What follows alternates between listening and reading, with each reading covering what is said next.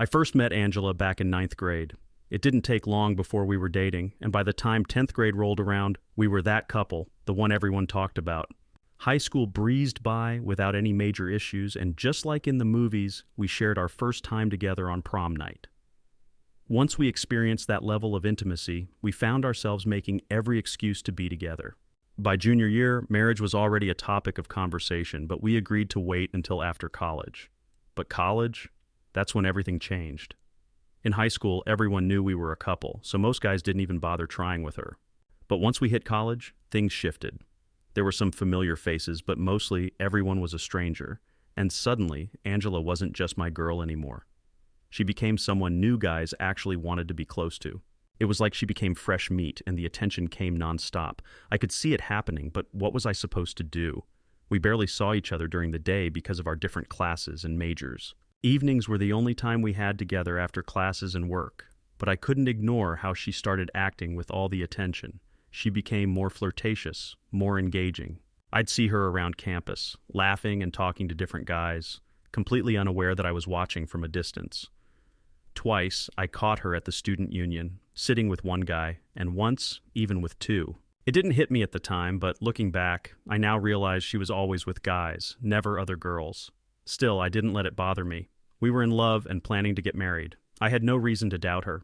Sure, she was attractive and guys took notice, but she was coming home to me every night. That was what mattered, right? Years passed, we graduated, got jobs, married, and settled into what was supposed to be our happy life. For nearly 6 years, I thought we were as solid as ever, until everything fell apart in the most unexpected way. One day at work, Eliza from the mailroom dropped some files on my desk. As I glanced over the top file, I couldn't figure out why it was sent to me. It was addressed to Wilder Farrell, an old friend from high school and college. As I reviewed it, I noticed a huge mistake. Wilder's numbers were off by nearly $3 million. Just as I reached for my calculator to fix it, Wilder barged into my office, panicking because he needed that file for an important presentation with Apex. I pointed out the error, and his face went pale. He quickly grabbed the file and rushed out to correct it. That Thursday night, like every other, Angela stayed late at work to finish payroll. I stuck to my usual routine, went to Finn's bar for a burger and a couple of beers before heading home. As I was finishing up, Wilder walked in, spotted me, and joined me at my booth. He ordered a beer and told Lily to put my tab on his, saying it was a thank you for saving his skin earlier. I didn't make a big deal out of it. We talked about work, mutual friends, and some random stuff. Then out of nowhere, Wilder said something that caught me off guard. He asked, "Aiden, you're a good guy, but why do you let Angela act the way she does?" At first I didn't understand, so I asked him to explain. He kept pushing, asking why I put up with her behavior. I was clueless, and it must have shown on my face because he hesitated for a moment before finally revealing the truth. What he told me left me completely shocked. He couldn't believe I hadn't known about Angela's reputation all these years. She'd been messing around since high school. I demanded the details, and Wilder didn't hold back. He admitted that right after senior prom, he walked into his cousin Henry's house and found Henry and Angela, well, together. Instead of freaking out, they just let him join in. And that wasn't a one-time thing either. Wilder, Henry, and other guys kept seeing her whenever I was at work. Eventually, Henry got serious with Alma, and Angela moved on to Wilder, then to Theo, and then Owen, and the cycle just kept going. I was stunned. All these years, I'd thought we were in a solid relationship, but Angela had been hopping from guy to guy behind my back. Wilder said it was just teenage hormones, and back then, he didn't take my relationship with her seriously. But it didn't stop after high school. Angela's behavior didn't change when we got to college. Her weekdays were basically a free-for-all. While I was in class or at work, she was meeting up with whoever was available. Wednesdays were an all-day affair for her. She wasn't seeing other guys every single day, but a few times a week was more than enough to make my stomach turn. Wilder told me that when our friends found out we'd gotten married, they were shocked. They assumed I must have known about her past and just didn't care. Some even thought maybe I was fine with her being with other men. Chester once joked that Angela and I had some sort of open relationship, even though no one ever saw me with another woman. But Angela? She was constantly seen hanging out with different guys. I had no idea, not a single clue, until Wilder finally hit me with the hardest truth. He told me that even now, Angela was still at it. Thursday nights, when I thought she was staying late at work, she was actually with Mark and Luke Haley. On Tuesdays, when I went bowling, she was seeing Ethan Leapman. Wilder didn't know exactly who else, but it was clear that whenever I wasn't around, she was busy. Wilder admitted that he'd stopped being involved with her after we got married. For him, messing around with a single girl was one thing, but a married woman? That was crossing a line. He didn't know what else to say, and honestly, neither did I. I thanked Wilder for the food, the beer, and surprisingly for telling me the truth. As I drove home, my mind was racing. Part of me wanted to believe he was wrong. I wanted to believe that Angela still loved me and wouldn't betray me. But why would he lie? There was no reason for him to make this up. I knew deep down I had to face the truth, even though it stung. Wilder knew I'd eventually find out, and if he was lying, there was no way we could keep working together. As I drove through the quiet streets, the only question left in my mind was, what now? What do I do next? The reality was sinking in. Angela and I were done. I could have forgiven a drunken one-night stand or even a brief fling if Angela had promised it would never happen again. But 10 years of outright betrayal? That was something I couldn't look past. When she came home that night, I stayed in bed pretending to be asleep, completely ignoring her. She reached out, probably trying to offer whatever scraps of affection she had left, but I had no interest.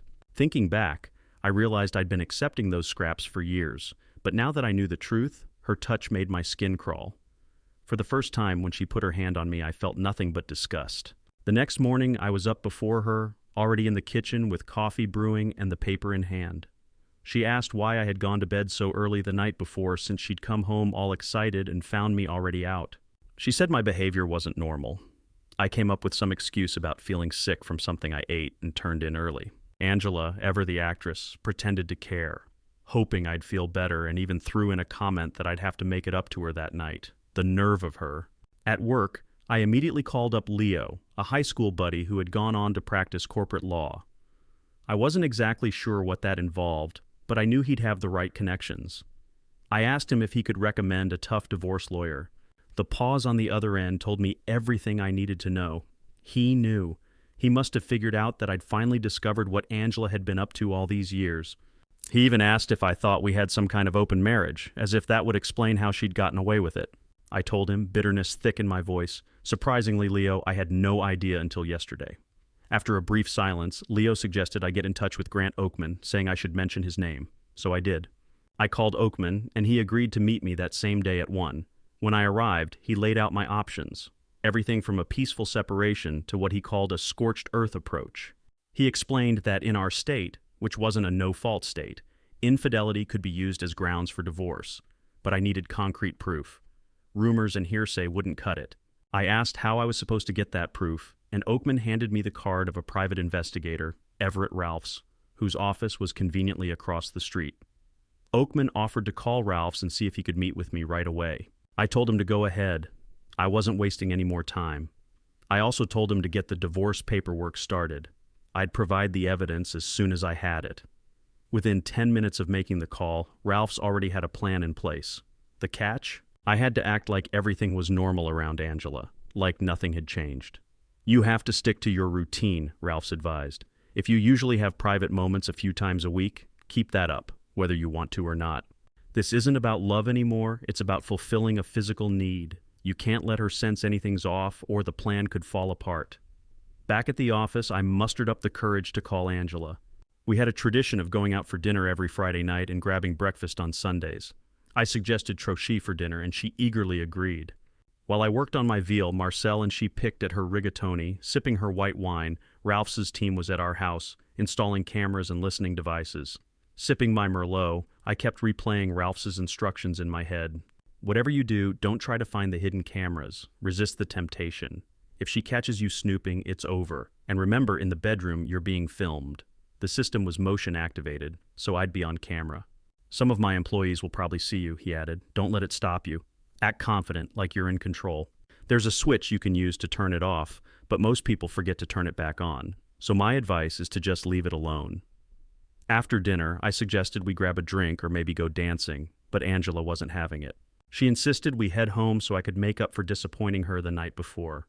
As we drove back, she slid over in the seat, unzipped my pants, and smirked.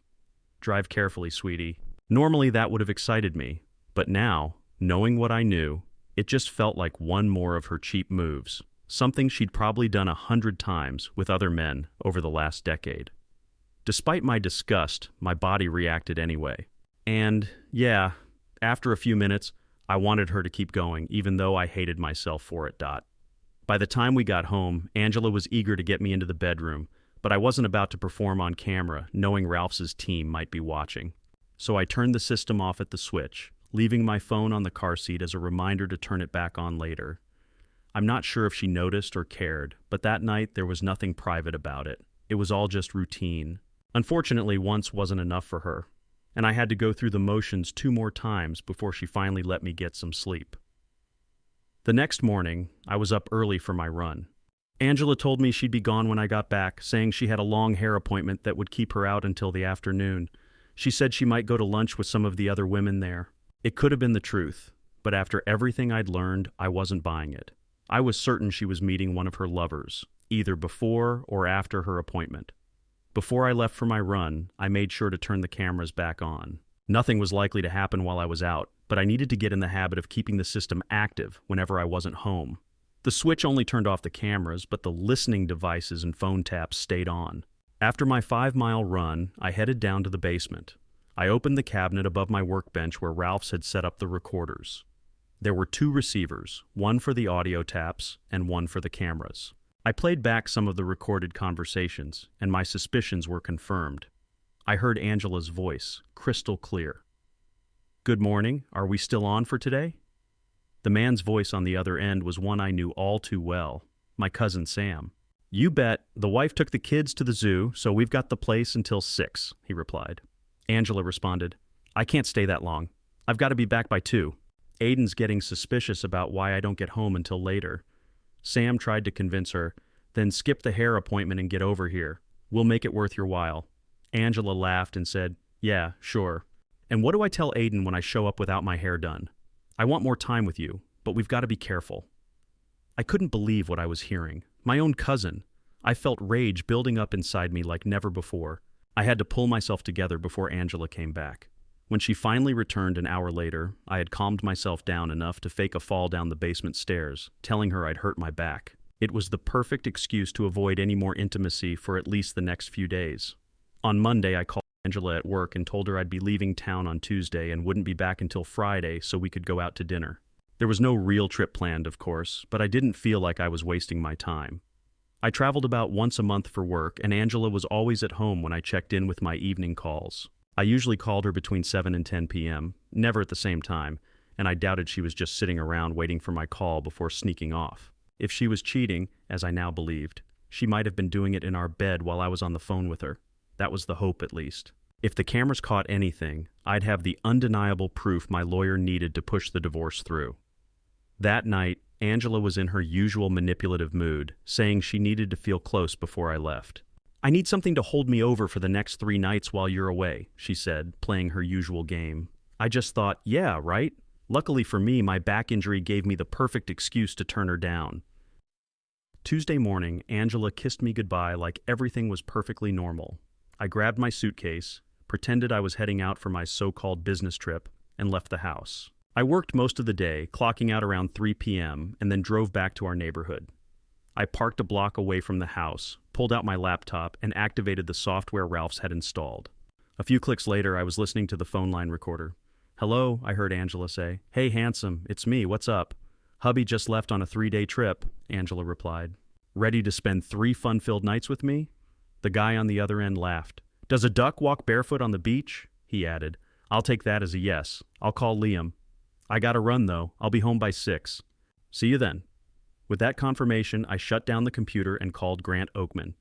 I told him to have the divorce papers ready by Thursday, and I was very specific about how I wanted it done. He warned me that my method would cost more, but I didn't care. This was personal now. After leaving the neighborhood, I drove to a motel on the other side of town. It had a restaurant and bar next door, a country western joint that was exactly my style.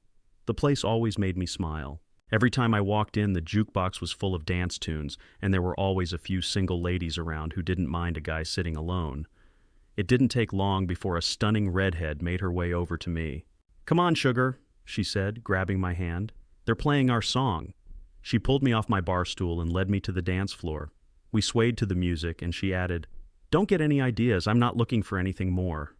I just love to dance, and you looked like you needed a partner." Her name was Jenna, and after our dance, she introduced me to her friends, Emma and Kate. We spent the evening dancing until about 10:30 when I called it a night. As I got up to leave, Jenna smiled and said, "Maybe we'll see you again." "We come here a few nights a week," she added. I told her that was likely since I was staying at the motel next door. For the first time since learning about Angela's betrayal, I felt a tiny bit of lightness as I went to bed that night. The next afternoon, around 3 o'clock, I parked near the house again and reviewed the footage from the previous night. Angela had 2 men over, both noticeably younger than her, probably by 6 years or so. It made me wonder if she was chasing the thrill of younger guys. The footage itself wasn't shocking, just typical lovemaking, nothing particularly remarkable. But what really caught my attention was the audio. Surprisingly, she didn't say anything bad about me, which I had half expected. One of the men even asked if they could meet up more often, but Angela shot that down, saying that I was her main concern. Still, she gave them both strict instructions to leave by 6 a.m. on Wednesday and Thursday, reminding them to avoid the neighbors, who weren't early risers. They left right on time, so I assumed the same would happen on Friday morning. I called my attorney and adjusted the plan, telling him to have the papers served at 5:45 a.m. on Friday. That Friday morning, I parked down the street at 5:55, watching as the 2 guys came out of my house, saying goodbye to Angela at the door. They were laughing until they noticed the man standing off to the side, my process server. He walked up, handed Angela the divorce papers, and walked away, leaving them all standing there in shock. I pulled up in front of the house, gave Angela a little honk, waved goodbye, and drove off. The papers included a letter from me, making it clear that I never wanted to speak to her again unless it was through our attorneys. I wasn't interested in hearing her excuses, her "I love you," or that it was all just old friends getting together. I didn't want to hear that we could fix this or that our love was worth fighting for. I'd heard enough of those lines from people like her. Of course, Angela didn't respect the letter. 15 minutes after I left, my phone rang. It was her. I ignored it along with the next 7 calls. When I got to work, I told my secretary, Nora, that I'd left Angela and that she shouldn't put through any calls from her. As I unlocked my office door, another thought hit me. "Nora, if she shows up here, tell her I'm not in. Say I've gone out to meet a customer." Nora nodded and popped her head in a few minutes later. I spoke to Cora at the front desk. "If your wife shows up, stall her so I can slip out the side door. You can grab a coffee at the cafe until she's gone." I thanked her, realizing how valuable it was to have a good secretary on your side. Angela called me 17 times that day, and I didn't answer a single one. At lunch, I called my dad and brother, filled them in on the situation, and asked Dad to break the news to Mom. I knew she wouldn't take it well. Mom adored Angela like the daughter she never had, but I made it clear that no one was going to convince me to reconcile. By the time 5 p.m. rolled around, I still had some work to finish, so I stayed late. Nora poked her head in before she left and said, "By the way, your wife called 5 times before noon, but I told her you'd instructed me not to put her through. She hasn't called since, so maybe she's finally getting the message." I wrapped up around 7 p.m. and headed to the lobby, only to find Cora gone for the day. But our night watchman, Clay, was there. "Got a hot date with the missus tonight?" he joked. "Why would you think that?" I asked, not in the mood for games. "She's outside waiting for you," he replied. "We're getting a divorce, Clay. She wants to talk, but I'm not interested. If she knocks, don't let her in. Tell her you're alone in the building and that my car's here because it broke down. A tow truck will get it in the morning." Clay nodded, sharing that he'd been through 2 divorces himself and knew how rough it could get. I thanked him and slipped out the back door. I circled the block, crossed the street, and walked down the alley toward Benny's Diner. I walked in and grabbed a seat where I had a clear view of Angela, still waiting by my car. I ordered the daily special and kept an eye on her while I ate. By the time I was halfway through dessert, Angela finally walked up to the building and pressed the intercom. I guess Clay had passed along my message because after a few minutes she turned around and drove off. I finished my dessert, had another cup of coffee, and then left. I made a quick stop at the bar for a couple of beers. Despite a few women glancing my way, hoping for a dance partner, I wasn't in the mood for company. I finished my beers and left. Saturday morning came with a long to-do list of things I had to tackle. I hoped I wasn't too late and that she hadn't done anything I should have taken care of first. I went to the bank, emptied all our accounts, and grabbed my personal papers and certificates of deposit from the safety deposit box, making sure to leave Angela's things untouched. I took off my wedding ring and left it in the box for her to find later. After that, I stopped for breakfast at Waffle House, using my phone to take care of the joint credit cards. I canceled both of them, leaving myself with just my personal Visa and American Express. Angela had her own separate cards, so at least I didn't have to worry about her running up charges on our joint ones. After breakfast, I went back to the motel, parked my car, and called a cab to take me to the nearest Avis. I rented the cheapest car they had and drove it back to the motel. That afternoon, I spent a few hours lounging by the pool with a book, trying to keep my mind off everything. Before dinner, I turned on my phone and saw 9 missed messages from Angela. Without listening to any of them, I deleted them all and switched the phone off again. Later, I headed to the bar where a live band was playing. The crowd was lively, and I grabbed a seat at the bar and ordered a beer. As I sipped, I felt a gentle tug on my shirt. I turned around and saw Jenna standing behind me. "Hey, cowboy," she said with a grin. "Why are you sitting over here by yourself when we've got a seat for you at our table? If I'd seen you, I might have come over, but I didn't want to intrude." "It would have felt presumptuous," I replied. "Don't be ridiculous," she said. "Come on." She led me over to the table where Emma and Kate were already seated. I greeted them and asked, "3 beautiful women sitting here alone and not swarmed by guys? What's going on?" Emma rolled her eyes. "We get plenty of attention, but it's usually from idiots who think we're here to cheat. We're just here to dance, and most men don't get that. They think they're God's gift to women, and we have to fend them off. After the other night, though, we know you're one of the good ones. You've got an open invitation to join us any time." I nodded, then couldn't help but ask, "It's not my business, but why are 3 gorgeous married women out here without your husbands?" "My husband is in the Army Reserve and was deployed overseas," Emma said. "She was going crazy at home, so we decided to get her out of the house," Kate added. "Mine works nights, and my husband's a long-haul trucker, so he's gone a lot. We stick together, keep each other company, and we love to dance. So here we are," Kate finished. "What about you? Last time we saw you, you were wearing a wedding ring, and now it's gone." I didn't sugarcoat it. "I handed my wife divorce papers yesterday morning and left the ring for her to find," I said. Emma grinned. "Does that mean you're free to pursue?" "Not quite," I replied. "The grounds for the divorce are infidelity, and I'm not about to give her any ammunition for a countersuit." "Good," Kate said with a smile. "We've got a reliable dance partner now." I spent the rest of the evening dancing with the 3 of them until closing time, sometimes sharing them with other guys on the floor. We made plans to meet again on Sunday. The next day, I spent some quiet time by the pool with a book, letting the hours slip by. By Monday, I drove the rental car to work, hoping Angela wouldn't see it and think I was still out of town. Throughout the week, she called me 6 to 10 times a day, but I never answered. She even tried calling from different numbers, but the second I heard her voice, I hung up. Each evening after dinner, I stopped by the bar for a couple of beers. Jenna, Emma, and Kate were there on Wednesday and Friday, and I joined them for dancing, staying until 10 on Wednesday and until closing on Friday. By Saturday, I figured Angela would have realized by now that I wasn't going to talk to her.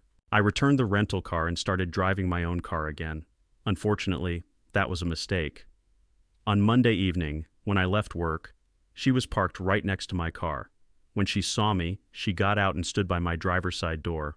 "We need to talk," she said, but I kept walking, not bothering to respond. She stepped in front of the door, blocking me from getting in.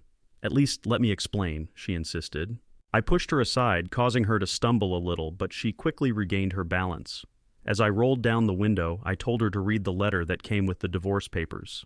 I made it clear that I wouldn't discuss anything with her unless my lawyer was present, and that the only thing left to talk about was the divorce. Angela said she didn't want a divorce, that she didn't want to lose me. I told her flat out that it was over, and that she needed to accept it because my mind was made up. Then, I rolled the window back up and drove away, leaving her standing there. By Tuesday, it became clear that Angela wasn't going to give up so easily. When I left work that day, 2 men approached my car. I recognized them immediately. They were the same guys I'd seen in our bedroom with Angela. One of them grabbed my arm and said, "Don't resist. Angela wants to talk, and since you're being difficult, we'll take you to her." I looked at the 2 of them, both younger, and clearly thinking they could handle a guy in a suit. They were in for a surprise. I figured I could take them, but I stopped myself. If I fought back, I'd just be drawing attention, and if I sent these 2 back to Angela with a few bruises, who knows what she'd try next. I didn't want to push her over the edge. They shoved me into my car, and I sat between them with my briefcase on my lap as they drove me to the house. Once we got there, they escorted me inside, and Angela told them to sit me down in a chair and make sure I didn't move. Then she turned to me, her voice cold and resolute, and said, "We're not getting a divorce." I tried to stand up, but one of the guys pushed me back down, telling me to stay put. Angela kept talking like she had everything figured out.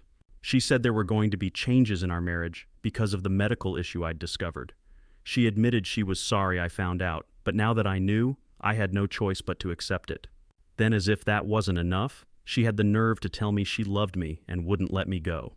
She went on to explain that her medical issue was nymphomania, something she claimed she'd had since high school. She blamed me, saying it started after I took her virginity. I couldn't believe what I was hearing. I told her there were medications for that, and she admitted she'd tried them all, but they made her feel like a zombie, sluggish and dull. Then she admitted something I hadn't expected. She enjoyed being a nymphomaniac. She said she loved being close to people and never left me alone. Angela argued that her behavior hadn't hurt me, saying she'd always spoiled me, and since I couldn't satisfy her all the time, she had to go elsewhere. But she always came back to me because, in her twisted mind, she loved me. Then, she laid out her terms. She'd drawn up a post-nuptial agreement that allowed her to have as many lovers as she needed to stay mentally healthy. If I couldn't handle it, I'd have to leave the marriage with nothing. I asked her what she thought I'd get out of this ridiculous deal. Her answer? I'd still have the same loving wife I'd had for the last 6 years. She said those years had been perfect for her, and the only problem now was my bruised ego over the fact that other men had been involved in what I thought was mine alone. She urged me to accept that nothing in our life needed to change, insisting that my inability to keep up with her physical needs didn't mean I wasn't man enough for her. She even had the nerve to praise me as an amazing lover, saying I always left her satisfied, but admitted that I just couldn't satisfy her as often as she needed. I knew she hated it when I used her full name, so I did it deliberately, as I reluctantly agreed to sign her so-called agreement, though I had a few conditions of my own. I told her how much I missed the closeness between us, how I wanted her in my bed every night.